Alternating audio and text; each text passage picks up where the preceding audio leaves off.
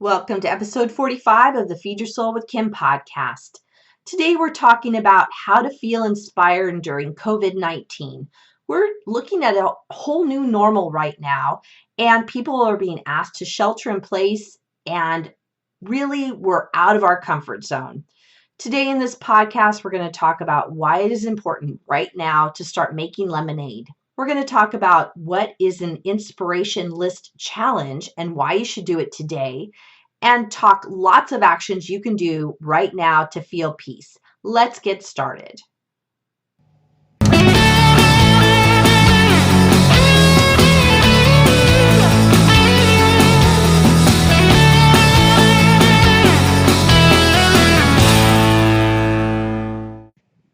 Welcome to the Feed Your Soul with Kim podcast. I am Kim McLaughlin, your host. I am a licensed psychotherapist. I am a motivational coach. I am a blogger, podcaster, and mother. I am also one of the millions of people right now who are on a shelter-in-place order given the COVID-19 crisis that we're going through. As I'm recording this, I'm in California, and like I said, we're in a shelter-in-place order from the government. And I have no problem with that. I see the value of it. And I know that there's a lot of controversy over whether this is a good thing or a not good thing. But I am listening to what is being said, and my family and I are following the shelter in place order. So that means we're asked really to stay at home and not go out or not be anywhere where we're like 6 feet from each other. In our area, there is no stores are open. There is no restaurants are open. We can get takeout order. We can go to the grocery store and get gas, but we're really asked to stay home or if we're out and about, not to be in close contact with other people. My husband and I are lucky enough that we get to work from home right now, and this means that money's still coming in. I know that for a lot of you that you're not able to work, and this is going to create a huge emotional challenge as well as a financial challenge in terms of paying bills and really moving through this crisis time feeling okay.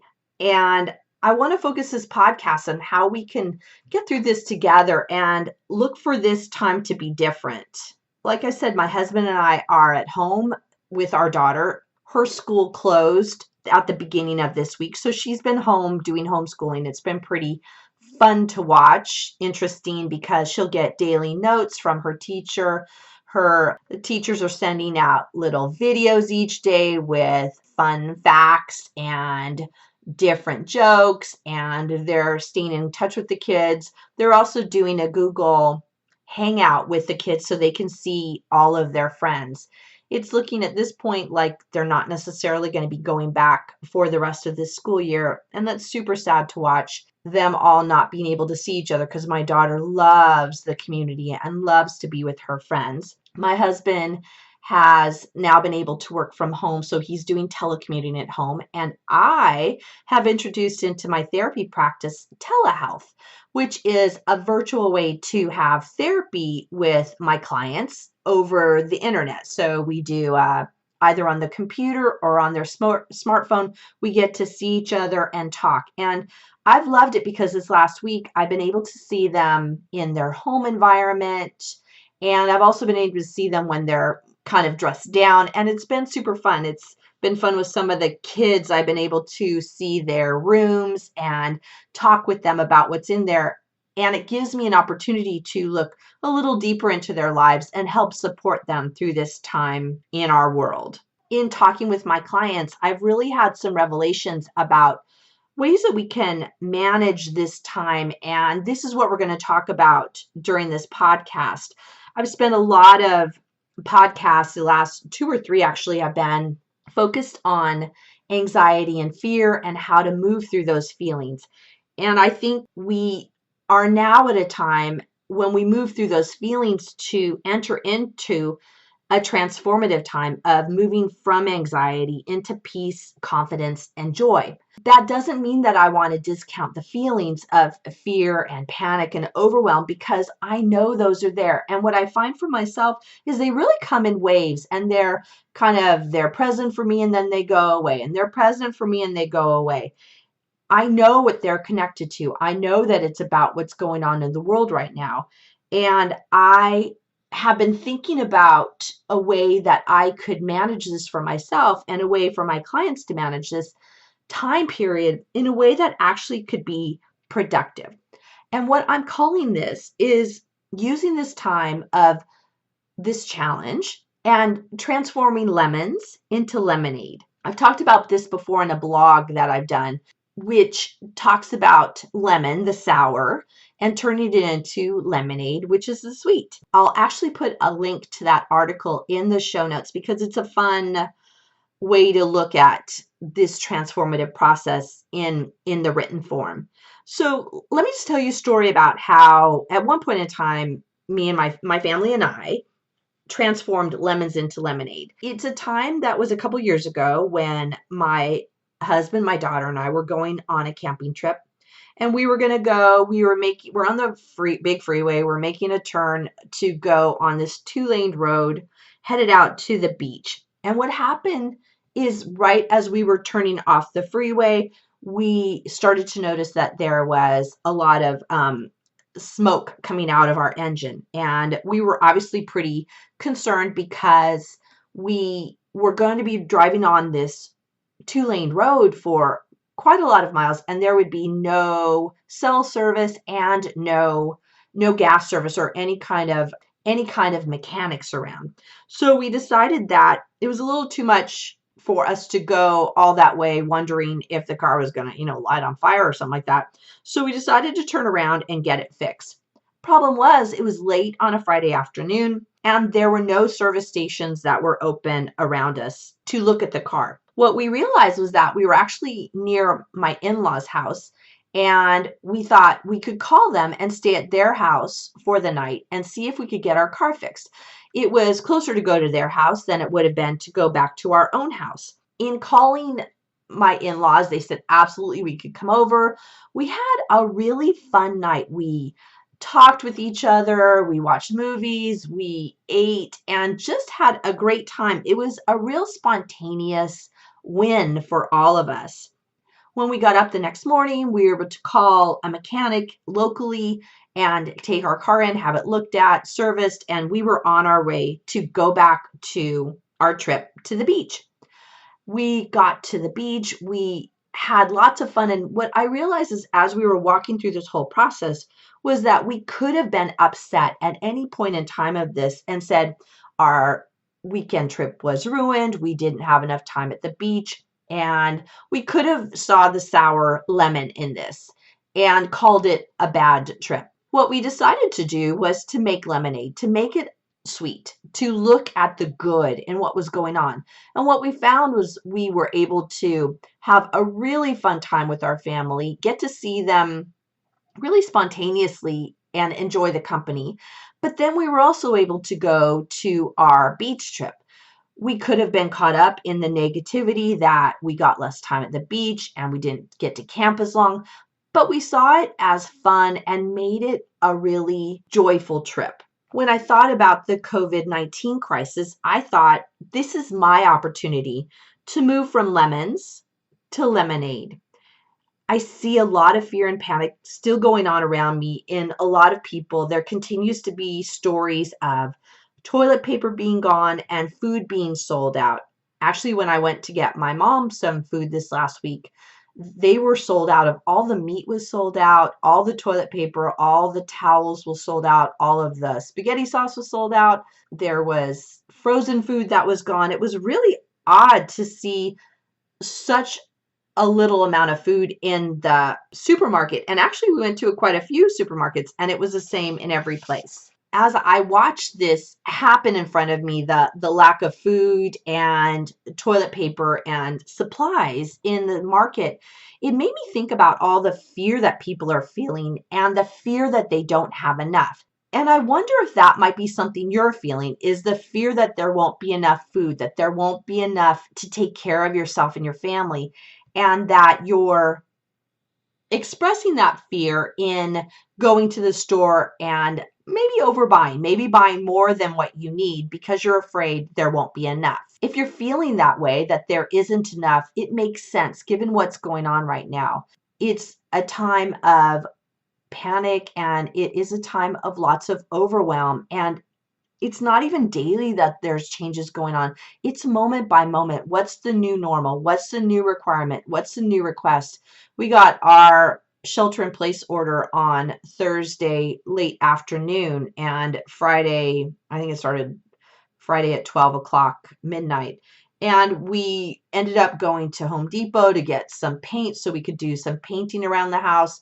Went to my office to get some things that I needed out of my office because we weren't sure how often we would be able to get out of the house after that. We were unsure about what the shelter in place orders would really mean. I've noticed that this idea of having extra food and extra toilet paper around is really about a feeling of powerlessness and a feeling that there's that you're not going to be able to take care of yourself. I encourage, if you're feeling that fear, which I suspect most everybody is, that you notice what's underneath it and ask, what is this fear trying to tell you? What does it mean for you? And notice that fear, and checking in with yourself can be really valuable. I suspect that underlying fear is powerlessness because we're all being challenged into working at home or not being able to work at all. We're also challenged having our kids home and they're not in school, and we have to be a teacher when we're not used to being a teacher. There are people that are feeling fear of the lack of money that isn't coming in, or how am I going to school the kids? How am I going to work from home and take care of the kids?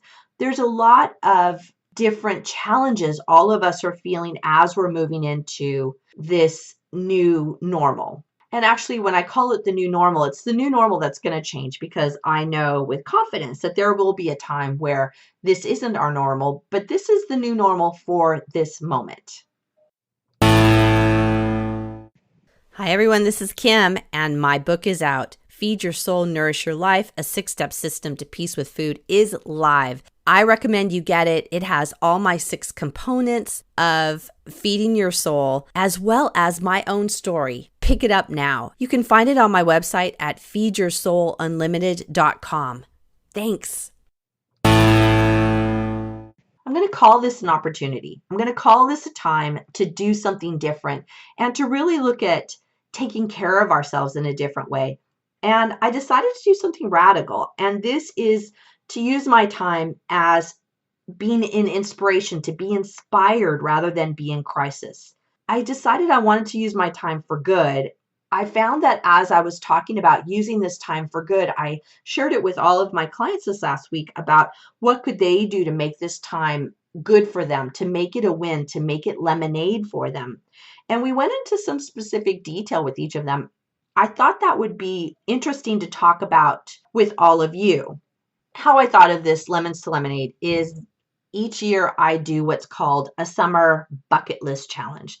And this is a challenge I give to myself and all of my followers on my blog, and actually on my podcast. I did a summer bucket list challenge last year where you write down all the things you want to accomplish over the summer. This can be things that are new or interesting. And what it does is, when you write down the summer bucket list challenge, is you put it to top of mind. It's the things that you might let go of and might not actually do over the summer. I found the summer's pretty quick. It's 2 to 3 months, boom, it's done. And if I don't get these needs in, then it's not going to actually happen. So what I like to do at the beginning of every summer is my family and I talk about what we would like to do that summer. And there have been things such as boogie boarding, going to the beach, going camping, having an outside picnic, riding bikes. You can see they're all really doable things that we have on our list. What makes it different is that when we write it down, we actually get it done because it becomes top of mind. We then get to do those fun things and have that summer bucket list completed at the end of the summer, where we know that we've accomplished something that we really wanted to do. I decided for this time right now with the COVID-19 is I didn't think the idea of calling a bucket list challenge was really appropriate given what all's going on. It just didn't make sense for me. But I thought we could instead call it an inspiration list challenge. I'm thinking that what we could all do is make a list of the things we want to accomplish during this time. Some of us are in lockdown, and we could make a list of what we want to do to feel inspired. And then when we're done with this time of challenge, we'll have these things accomplished. And then we can look back and go, oh, there was some good that came out of the time where we were in the shelter in place and we had to stay inside for all that time. I found that this inspiration list challenge is exactly what I need because I've been feeling a really sense of lack because I'm not able to do the things that I normally do. I like to go out and see people. I'm very much an extrovert. I like to be outside. I like to be close to people. I like to talk with them. I also really enjoy seeing my clients. I love seeing them face to face in my office. I feel real comfortable in my office, and I'm really missing that. I'm also missing going to church. I love going to church. I have a very close connection with people at church, and I'm on the board at my church. So there are a lot of things that I do there that I can't physically go do right now. And I also go to the gym. I love my gym. I've been going for years and years, and I don't get to go now because they're shut down. This makes it hard for me to have my old way of being right now. I don't have those foundational pieces that I used to have. So I decided that my inspiration list challenge would actually take the place of what these normal things I do, put those into my challenge, and also add some other things in that might make this kind of fun. What I want to do in the end is be able to look back on this time and go, look at this thing I accomplished. Look at this thing that I learned. So I'm going to go through some ideas about what I'm thinking of for my inspiration list challenge and see what you might want to do. See what you might want to put on your list of things in the end to do. How will you challenge yourself? Is basically what it is. Once you challenge yourself with these items, the inspiration comes from really connecting to your needs and what you can do to fill yourself up. Here's some ideas that I've come up with. How about challenging yourself to declutter? We've actually begun that this week, and we have been making piles. My husband actually was able to get a pile of items to the Goodwill before everything closed down the other day. So we're still in full-on declutter list, but you could make a list of, or not a list, you could decide to every day put one thing in a pile of things that you would like to give away. Or you could reorganize your books, reorganize your CDs, reorganize your DVDs, and put them in order in a way that makes sense for you. Another thing that I want to do is take an online class. There are lots of classes actually that are out there that are for free. If you go to my Feed Your Soul Community Facebook page, I'm going to be posting things that you can do during this inspiration list challenge. And I'm going to post some online classes that I'm finding that often are for free or very low cost, so that in the end you could say, I took this class and I accomplished this. You could read a book. You actually could read a lot of books. I have books on my shelf that I haven't read that I'm going to take down and I'm going to start reading as part of my challenge. I've been hearing some people talk about binge watching shows. There are lots of shows that you might not have seen from beginning to end. Start with one of those shows and see it from beginning to end. That I think is going to be really fun. I love binge watching, and I often don't have enough time, so binge watch a show. A challenge I'm making for myself is to pray daily. My church is having daily meditation and prayer time where we come together and our minister is leading it, which I love because this really makes me feel good. I am a very prayer-filled person. I have a sense of spirit for myself, and I need to have that connection. So having various people in my congregation lead prayer is really helpful for me. I also encourage you to make art. Art is fun. Art for the sake of art. Draw, paint, do those adult coloring books. Do something, but make it colorful, make it real. I have a friend who does glasswork, and she's been posting little miniature art pieces that she's been making out of glass. It's been really fun watching her make these. Actually, I'll put a link for her page in the Feed Your Soul community page, because she does some beautiful artwork that I think you're going to love looking at. You could write a book. Lots of people talk about wanting to write a book, and this could be your time. NaNoWriMo, the National Organization of Writers. Oh goodness, I'm getting that one wrong. And I'll have to link that in my Feed Your Soul community, and you can see how you can be encouraged to write a book. You could work on a 10-minute plank. How about starting to do 30-second plank, then a minute plank, then a minute and a half? Every day, increase it by 30 seconds. I'm confident within a month you'd be up to a 10-minute plank. That would be awesome. How about sending out a card a day? Send a card to somebody that you know. Send a card out to a business. Call one person a day. Call them on the phone and talk to them. That would be super cool. Another idea I had is to watch all the Best Picture Oscar winners. I would love to do that and see over all the years what the different movies are, and just make that a fun evening activity every day. Listen to the full album. Lots of artists put out albums, and I think there's still albums on DVDs, or I'm sorry, on CDs, and you can listen to all the music back to back that they've created. That would be super fun. I strongly encourage you to engage every day in some type of movement. Move your body. We are going to be inside a lot, sitting around. I've seen videos of people keeping their social distance and, over 6 feet away from each other, and they're doing Zumba together. So they're doing their activity, or they're doing their movement, but they're keeping their social distance. They're doing this around their different housing communities, and that looked like a lot of fun. Or you could do something, write a haiku a day and talk about what your feelings are, talk about what's going on for you at this point in time. I think you can see there are lots of ideas. I'll put more ideas in the Feed Your Soul community Facebook group, but this is the time to make a challenge to yourself. How are you going to get inspired? What is your inspiration list challenge for yourself?